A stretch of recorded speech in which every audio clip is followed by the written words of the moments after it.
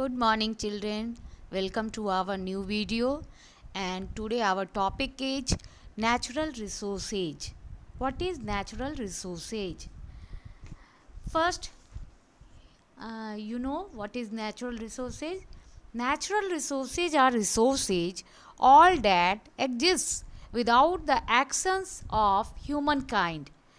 That means natural resources is not created by man. प्राकृतिक संसाधन जो है वो मनुष्य के द्वारा नहीं बनाया गया है, वो हमेशा जो है वो गॉड गिफ्टेड है, वो ऑलरेडी हमें नेचुरल जो है प्रकृति ने दिया है. This includes all natural characteristics such as magnetic, gravitational and electrical property and forces on earth. ये सारे चीज़ जो है मैग्नेटिक, ग्रेविटेशनल और इलेक्ट्रिकल प्रॉपर्टीज है और फोर्सेस से रिलेटेड है जो हमारे अर्थ पे हैं, जो एग्जिस्ट करते हैं अर्थ पे. Things on earth we include sunlight, atmosphere, water, land, air, includes all minerals along with all vegetation and animal life that naturally subsist upon or within the identify characteristics and substances. हमारे यहाँ पृथ्वी पर सूरज की रोशनी, वायुमंडल, वातावरण, पानी, हवा, ज़मीन, धरती, जितने भी मिनरल्स है उसमें मिलने वाले जितने प्राकृतिक संसाधन हैं, जानवर हैं, ये या फिर जो ह्यूमन लाइफ एग्जिस्ट करता है, ये सभी जो है वो नेचर से किसी न किसी तरीके से रिलेटेड है. Now come to the point. Nature is an enormous store house of resources. प्रकृति जो है वो हमारा जो है संसाधन का बड़ा सा काफ़ी लार्ज एरिया है, उसका स्टोर हाउस है, वो भंडार है संसाधन का. These resources refer to all the materials on our planet. We get all these resources from nature. Therefore, these are called invaluable gifts of nature. जितने भी संसाधन हैं जो कि हमें प्रकृति ने दिए हैं, ये सभी जो है हमारे लिए ईश्वर का वरदान है, बहुत कीमती उपहार है. We use some of them directly whereas some of them are processed to make various utility products. बहुत उनमें पृथ्वी पर जितने भी संसाधन हैं उनमें से कुछ संसाधन को हम लोग डायरेक्टली यूज करते हैं और कुछ को उसका जो है सामान प्रोसेसिंग के थ्रू बनाया जाता है और उसको उसका सेकेंडरी आइटम प्रोडक्ट के रूप में हम लोग अपने डे बाई डे लाइफ में यूज करते हैं. As we have already told that natural resources are gifts of nature. जैसा कि मैंने आपको पहले भी कहा है कि जो प्राकृतिक संसाधन है वो प्रकृति का उपहार है. Therefore this can not be made by human beings. जबकि ये मानव के द्वारा नहीं रचित है, मानव ने इसको नहीं बनाया है, ये खुद ब खुद ईश्वर ने हमको दिया है. जैसे for example air, water, soil, plants, animals, solar energy, wind energy, coal, petroleum, etc. are natural resources. जैसे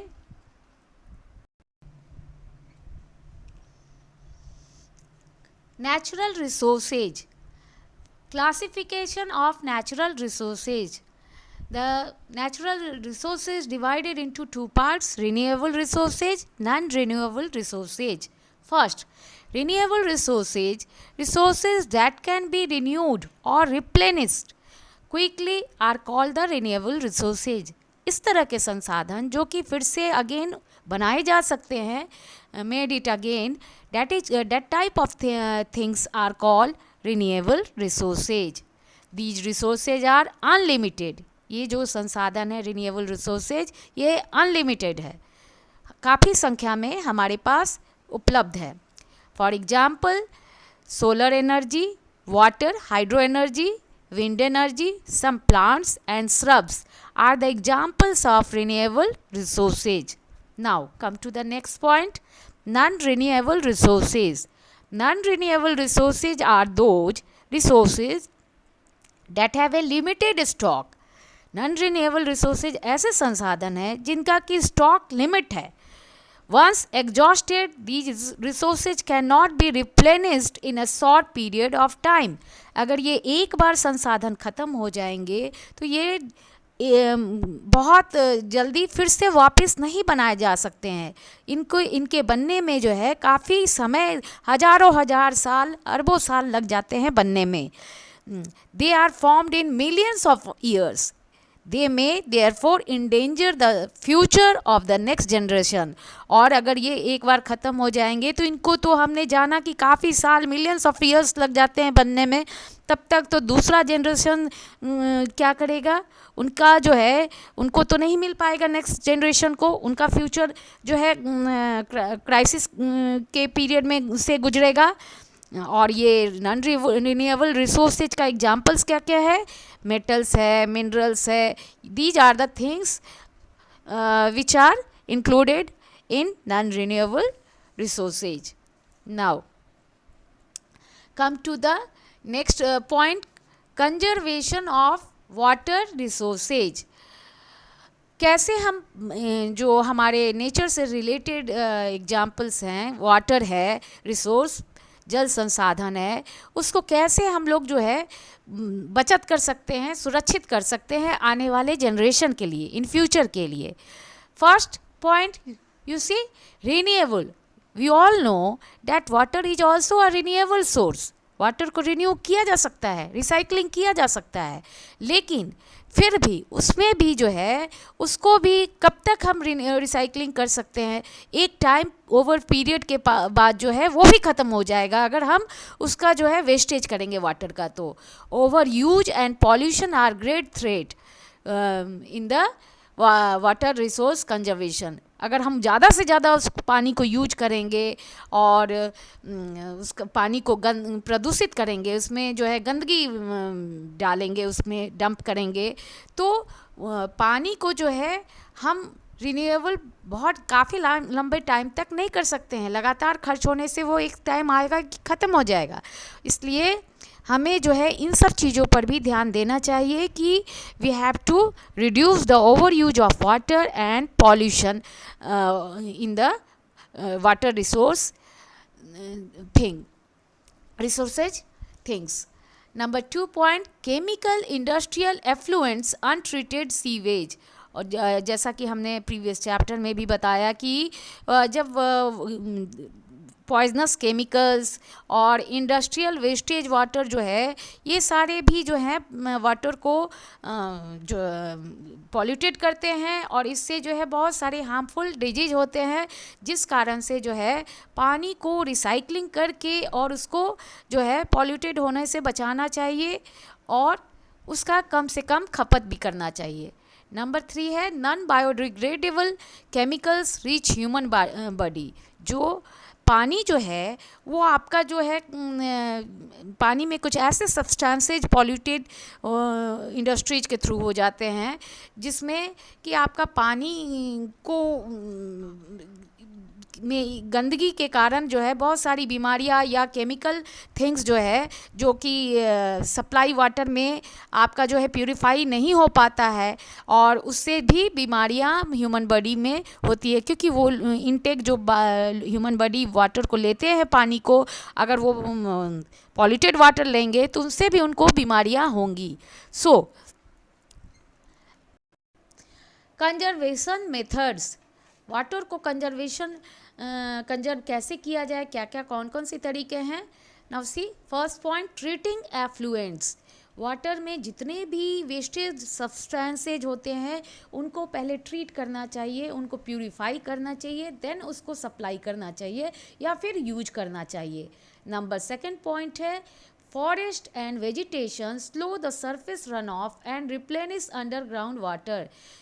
जंगल और जितने भी प्राकृतिक चीज़ है वेजिटेशन से रिलेटेड, वो क्या करते हैं, पानी को अपने प्लांट्स जो है अपने रूट में ऑब्जर्व करते हैं, पानी को के बहाव को रोकते हैं, ज़्यादा पानी का वेस्टेज नहीं होने देते हैं और अंडरग्राउंड वाटर में वो पानी अंदर रूट्स के थ्रू जो है पानी अंडरग्राउंड वाटर में जाकर सेव होता है, अंडरग्राउंड वाटर सेव होता है। Number third point, rain water harvesting. ये जो है ये एक टेक्निक है रेन वाटर हार्वेस्टिंग। जिसमें कि जब बारिश होती है तो हमारे यहाँ ज़्यादातर जो है लोगों को इसके बारे में ज़्यादा नॉलेज नहीं होने से लोग बारिश के पानी को यूज़ नहीं करते हैं और वो वेस्ट कर देते हैं उस वाटर को। नहीं, हमें क्या करना चाहिए, इस बारिश के पानी को जो है पाइपलाइन का जो है चैनलाइज करके उस पानी को जो है हमें कंटेनर्स में, बड़े बड़े कंटेनर्स में उसको जमा करके उस पानी को, और उस पानी का जो है अलग अलग प्रोसेस में यूज करना चाहिए। जैसे आप उस पानी को पौधों में डाल सकते हैं, उस पानी से कपड़े धो सकते हैं, और भी बहुत सारी चीज़ें हो सकती है। जैसे कि आप उस पानी से जो है इंडस्ट्री में जो भी आपका पानी जो है वो जब इंडस्ट्री के बहुत सारे जो है बहुत सारे जो आपके जो हैं प्रोसीजर हैं जिसके तहत आपका जैसे इंडस्ट्री में जो है आपका इंडस्ट्रियल प्रोसेसेज में where excess heat could cause machine damage, उसको जो है उसमें भी कूलेंट वाटर के थ्रू उस मशीन जब गर्म हो जाता है तो उसको हम ठंडा कर सकते हैं, या फिर कार इंजन जब गर्म हो जाते हैं तो उस वेस्टेज वाटर से भी उसके जो है कूलेंट मेथड के थ्रू उस मशीन को ठंडा कर सकते हैं। ये सारे यूज है आपका वाटर को जब हम लोग जमा करते हैं तो उस वाटर के वेस्टेज को ना करके किसी सही जगह में यूटिलाइजेशन होता है। फिर या फिर आपका जो है proper linking of canal to minimize the use of water, canal का वाटर जो है उसको भी जो है हम प्रॉपर वे में लिंक करके पाइप के थ्रू वाटर को यूज कर सकते हैं। कम से कम उसको बर्बाद नहीं करेंगे, कम से कम उसकी खपत करेंगे। फिर है आपका sprinklers and drip system should be used. आपका स्प्रिंकलर्स जो होता है ये एक तरह का आर्टिफिशियल रेन होता है, बारिश होता है जो बड़े बड़े फार्म लैंड में, बड़े बड़े खेतों में बीच बीच में पाइपलाइन के थ्रू लगाया जाता है, और जिसके तहत पानी की बर्बादी ज़्यादा नहीं होती है। फव्वारा के थ्रू जो है सारे प्लांट्स को एक साथ एक ही पीरियड में पानी का सप्लाई होता है। ड्रिप सिस्टम में भी जैसे कि डेजर्टेड एरिया, इन सब में जहाँ पानी की बहुत स्कार्सिटी है उन सब जगहों पर ड्रिप सिस्टम, जैसे कि पौधे का जो है जहाँ जहाँ पौधे लगे होते हैं बड़े बड़े फार्म लैंड में, तो उसके पास ही छोटे छोटे पाइपलाइंस के थ्रू ड्रिपिंग सिस्टम, जहाँ कम से कम पानी जो है पाइपलाइन के थ्रू उस पेड़ के जड़ को मिलता है और पेड़ जो है वो अच्छे से ग्रो भी करता है और पानी का खपत भी कम होता है।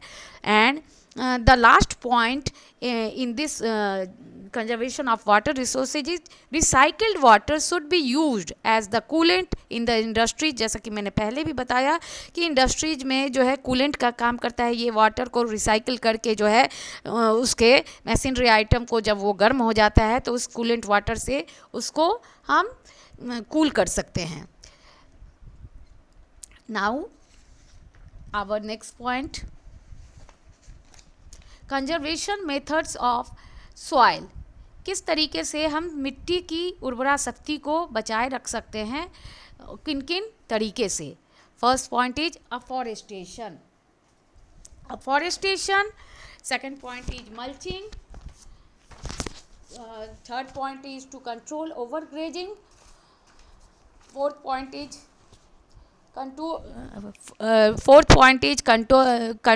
contour barriers, fifth point is rotation of crops, sixth point is terrace farming, seventh is construction of dams, eighth is intercropping, ninth is strip farming, और last है shelter belts.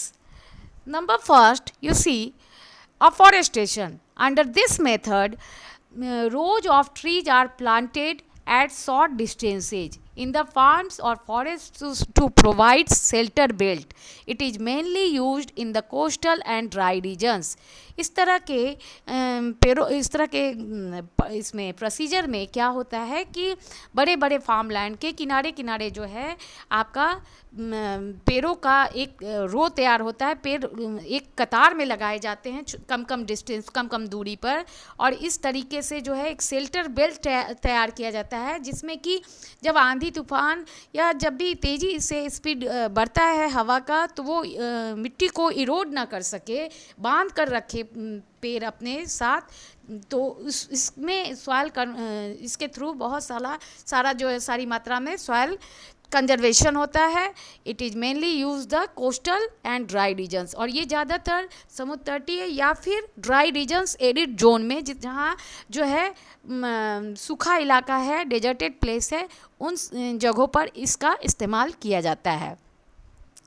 Number 2, mulching. Mulching जो है, in this period organic matter such as straw, grass etcetera are use to cover the bare ground between rows of plants. It helps soil to retain moisture.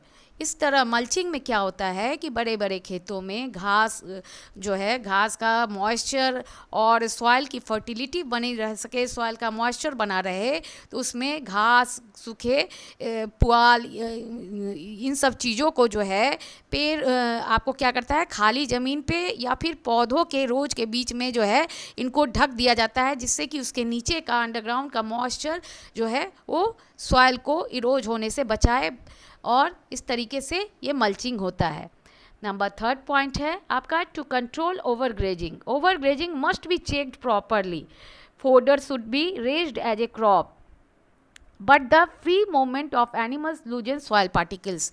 जो पेड़ जहाँ खेत वेत होते हैं वहाँ पे जो है कभी कभी लोग खुला छोड़ देते हैं पशु लोग को, जानवर लोग को, तो वो लोग क्या करता है कि उससे पेड़ों को भी नुकसान होता है और मिट्टी का जो है पार्टिकल्स को भी वो लोग जो है ख़त्म करता है। इसलिए अगर fodder should be raised as a crop, उनके चारा के लिए अलग से जो है चारा को खेतों में लगाना चाहिए, उपजाना चाहिए, और उनको अलग से खाने के लिए देना चाहिए, ना कि खुले खेतों में छोड़ देना चाहिए। अब है number 4, contour barriers. This method is mainly used in the hilly areas. ये जो कंटूर जो है, ये आपको ज़्यादातर पहाड़ी इलाके में इस तरह का मेथड को अपनाया जाता है।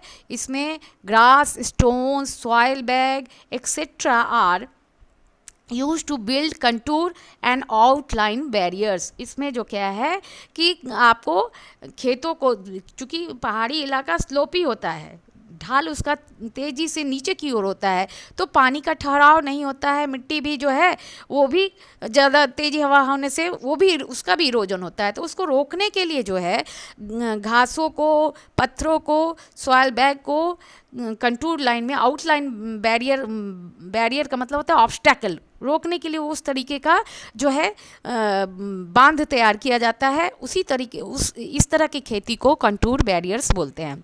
अब है रोटेशन ऑफ क्रॉप्स। किस तरीके से मिट्टी की उर्वरा शक्ति को इरोजन से बचाया जा सकता है, फर्टिलिटी को मेंटेन कर सकते हैं। In this method different crops are grown in alternative ways. इस तरह के मेथड में जो है अलग अलग तरह के बदल बदल के फसलों को एक ही खेत में लगाया जाता है। This is because different crops need different elements from the soil.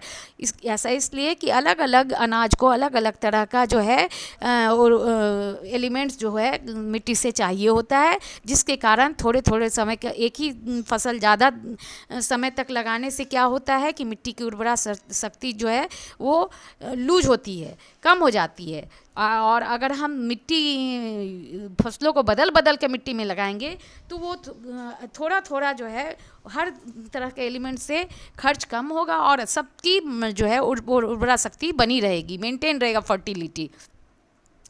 अब है आपका जो है रोटेशन ऑफ क्रॉप्स के बाद terrace farming. This method of soil conservation is mainly used on the steep slopes.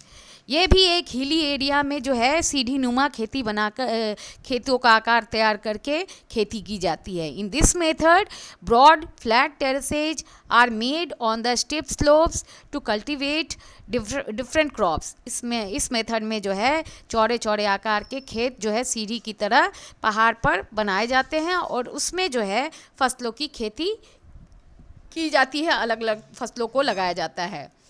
These terraces control surface runoff and soil erosion also। और इस तरह का जो सीढ़ी नुमा खेती हम करते हैं पहाड़ों पर, तो जो है पानी का बहाव भी रुकता है, वो तेज़ी से स्पीड में पानी नीचे नहीं गिरता है, और मिट्टी का जो है उर्वरा शक्ति, इरोजन कम होता है, उर्वरा शक्ति मेंटेन रहता है। इसके बाद है construction of dams. Dams are constructed to slow down the flow of running water. और डैम्स में भी जो है, डैम्स बड़े बड़े जहाँ पे बहुत सारी क्वांटिटी में रनिंग वाटर होते हैं, बहते पानी होते हैं, वहाँ पर डैम बनाया जाता है ताकि उसके पानी के जो स्पीड को कम किया जा सके, और इस तरीके से पानी का खर्च कम हो, उसका स्टोर हो ज़्यादा।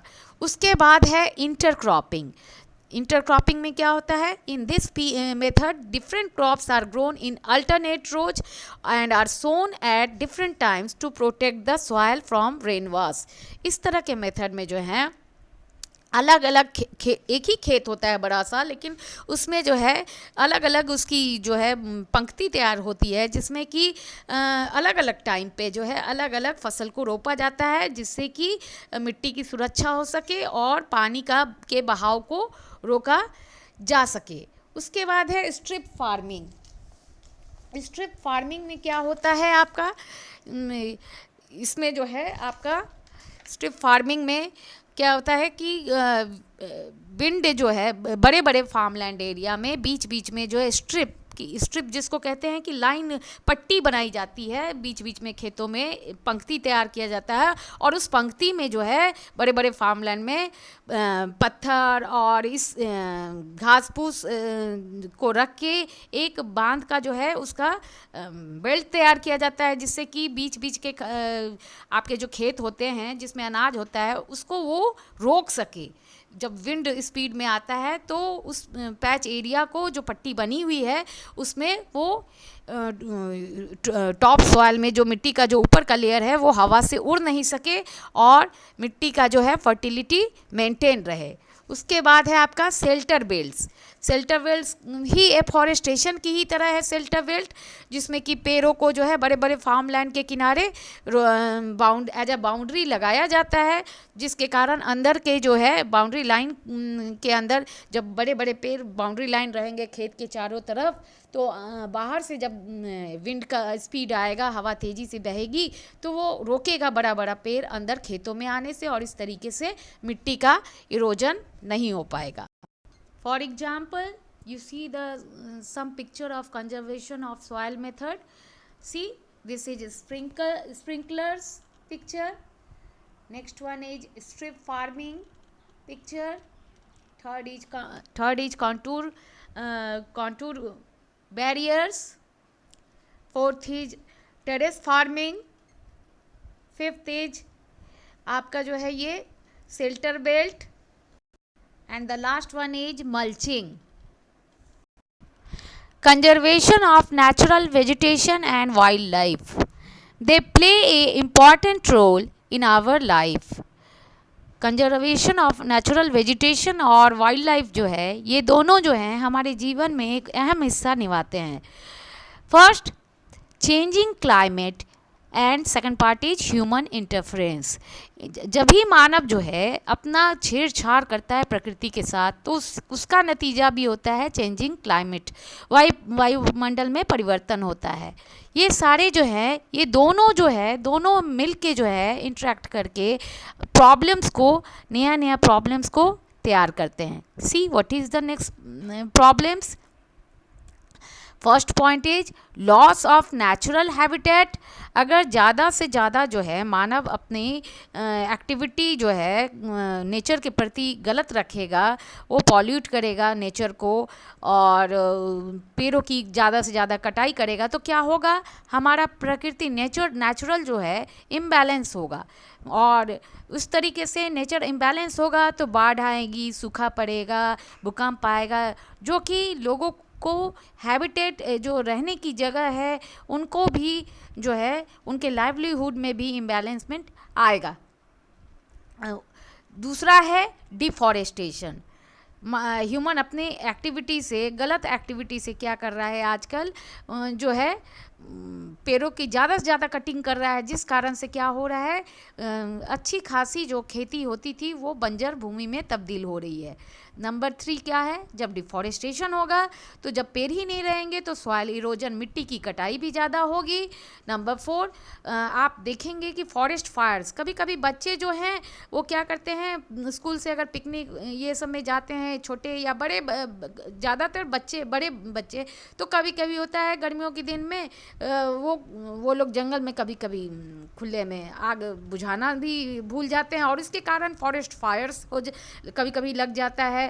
या अभी जैसे कि गर्मी का मौसम है, में देखेंगे अक्सर, हाँ, आप लोग पेपर में पढ़ते होंगे कि फला जगह आग लग गई झोपड़ी में, फला जगह। तो ये सब जो है शिक्षा की भी कमी के कारण जो है ज़्यादातर ये चीज़ें गांव में होती है, जहाँ की लोग खाना बनाकर जो है कभी भूल जाते हैं, और उस दौरान क्या होता है, उनकी झोपड़ी फूस की बनी होती है, घास फूस की, जिसके कारण गर्मियों में अगर छोटा सा तिनका में भी आग लगता है तो वो बड़ा बड़ा डिस्टेंस में जितने भी घर होते हैं सब कवर अप हो जाता है और आग लग जाती है, और इस तरीके से बहुत बड़ा विनाश हो जाता है। तो वो भी मानव के द्वारा ही एक्टिविटी, गलत एक्टिविटी के थ्रू होता है ये काम। उसके बाद है सुनामी, ज़्यादा, बहुत ज़्यादा, जब आपका अर्थ क्रस्ट में जब टेम्परेचर हाई हो जाएगा तो जिसके कारण कभी कभी सुनामी जो है, समुद्र में जब भूकंप आता है उसको बोलते हैं सुनामी। तो बड़ा बड़ा काफ़ी सालों के अंतराल पर जो है ये सुनामी भी आती है। लैंडस्लाइड्स, जो पहाड़ों पे आप बड़े बड़े पहाड़ पर, जो पहाड़ का टुकड़ा का एक बड़ा बड़ा पोर्शन जो है, जब किन्हीं कारणों से अर्थ क्रस्ट में जो है इम्बैलेंस होता है वहाँ पे, तो उसमें क्या होता है, उसके कारण कभी कभी पहाड़ों में लैंडस्लाइड्स होता है, भूस्खलन होता है। उसके बाद है पोचिंग। पोचिंग बोलते हैं, जैसे बच्चों को आप पढ़ते होंगे, नॉर्मल एक कहा जाए तो जैसे बच्चों का किडनैपिंग होता है, उसी तरीके से क्या होता है कि एनिमल्स का भी किडनैपिंग होता है। और एनिमल्स का किडनैपिंग किस लिए होता है, तो फॉर बॉडी पार्ट्स के लिए, ट्रेडिंग करने के लिए जो है स्मगलर लोग और बहुत सारे इलीगल लोग जो है जानवरों को किडनैप करते हैं, और उसका जो है स्किन, तिथ, हॉर्न जो है उसको बेचते हैं बहुत महंगे महंगे दामों में।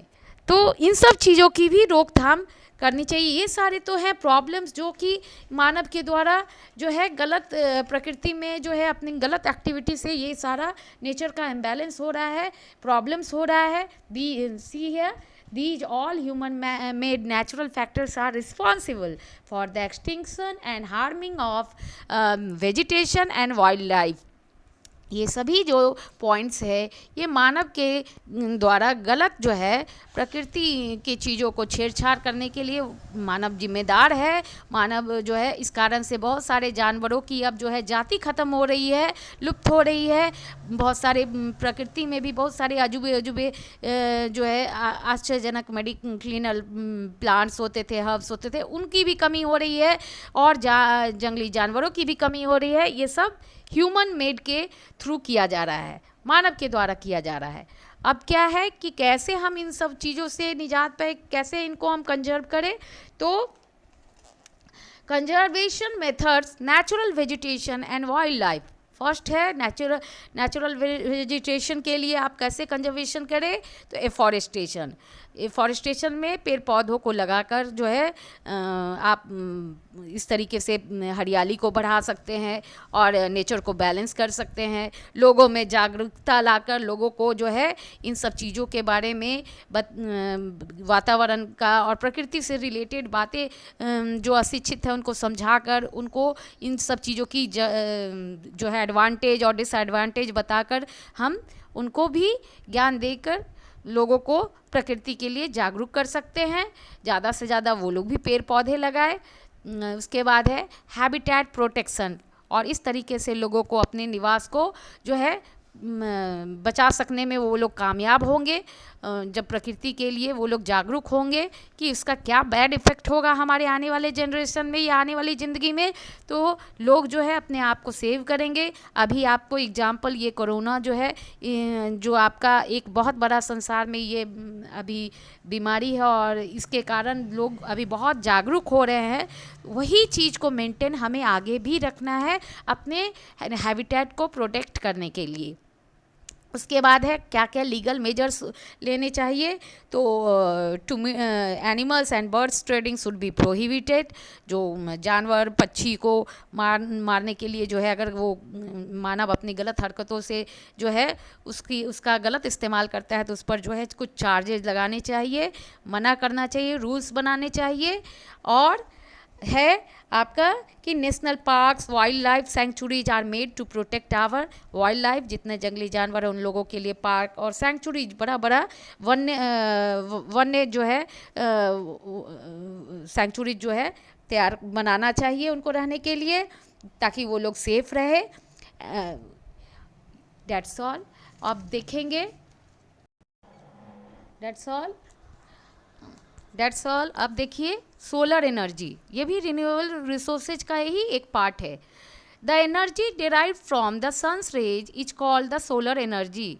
ऐसा एनर्जी, ऊर्जा जो कि हमें सूरज की रोशनी से मिलती है, और ये ऊर्जा कहलाती है solar energy. In this process the sun rays are trapped in solar cells to generate solar energy. Like any other form of energy, the solar energy also needs to be converted into electricity. This is done by using photovoltaic cells. जो है सूरज की रोशनी से बिजली भी तैयार किया जाता है, और इसमें फोटोवोल्टिक सेल्स का यूज होता है। These cells are like semiconductors that convert sun's energy directly into electricity. Solar energy is widely used in heating water, street lighting, traffic signals, sterilizing cans and milk bottles. Solar cookers, solar dryers, etc. are the examples of solar energy. अब है distribution of the use of solar energy. It is widely used in Rajasthan and Gujarat in India. Rajasthan और Gujarat place में ज़्यादा से ज़्यादा solar energy का use किया जाता है हमारे भारत में। The countries date lie in the tropical zone have high potential of solar energy. जो ट्रॉपिकल जोन क्षेत्र में जो हमारे देश आते हैं वो भी सोलर एनर्जी को ज़्यादा से ज़्यादा उनके पास पोटेंशियल है, कैपेसिटी है इसको यूज करने का। अब है next point, wind energy. Moving wind possesses great energy in motion. जितना ज़्यादा विंड स्पीड में रहेगा उससे ज़्यादा जो है आपका एनर्जी का मोशन बढ़ेगा। These strong winds can rotate windmills which are connected to a generator to produce electricity. इस windmills के थ्रू भी जो है इस विंड को कलेक्ट करके और उससे जो है जनरेटर के थ्रू इलेक्ट्रिसिटी को डेवलप किया जाता है।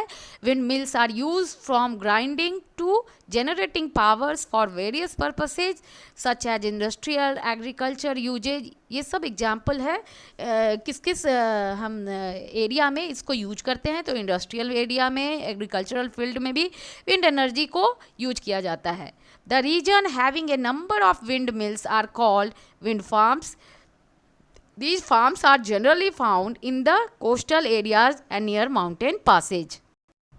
Non-renewable resources. Non-renewable resources are those resources that have a limited stock. हमने पहले ही बताया कि non-renewable resources जो है वो एक लिमिट स्टॉक में है।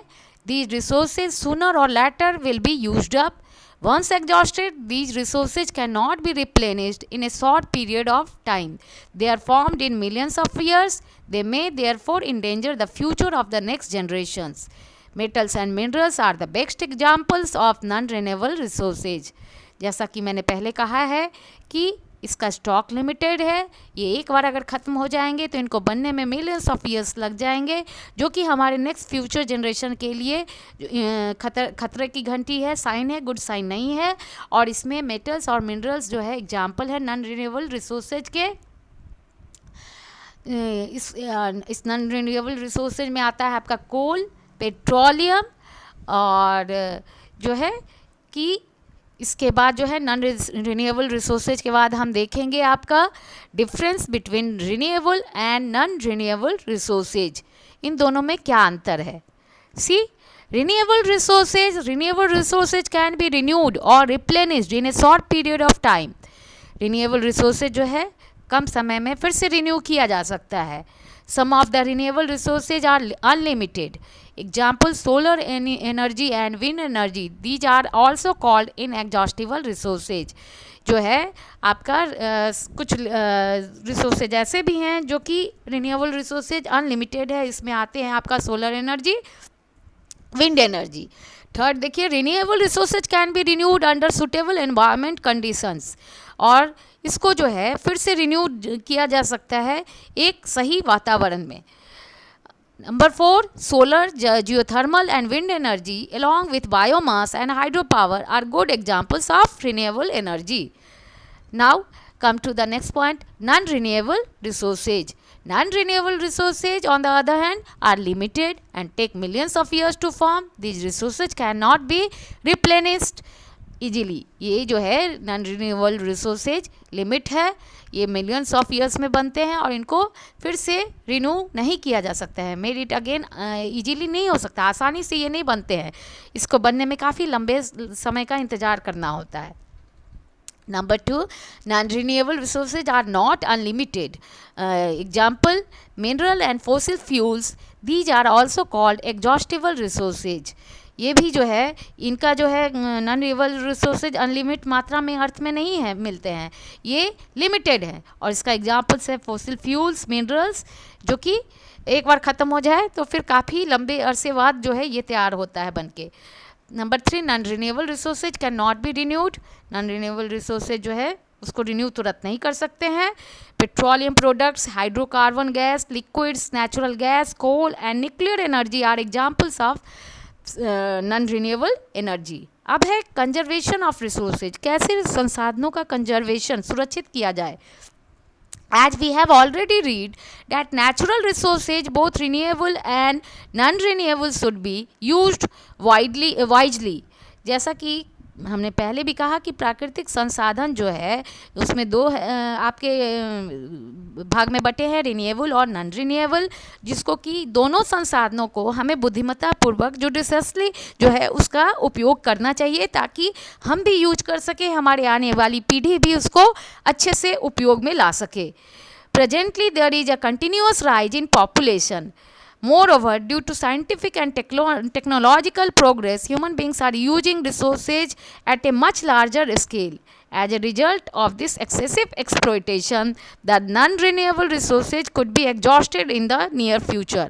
On the other hand, the renewable resources are also in danger due to the environmental pollution.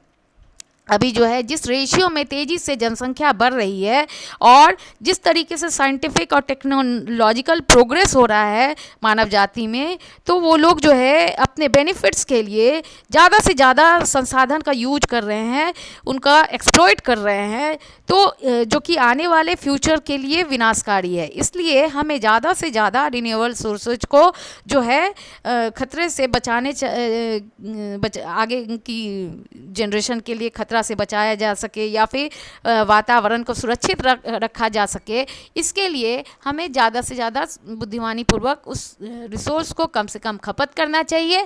We have to conserve our natural resources for the future generations. Using natural resources carefully and scientifically is called conservation of resources. Thank you and have a nice day.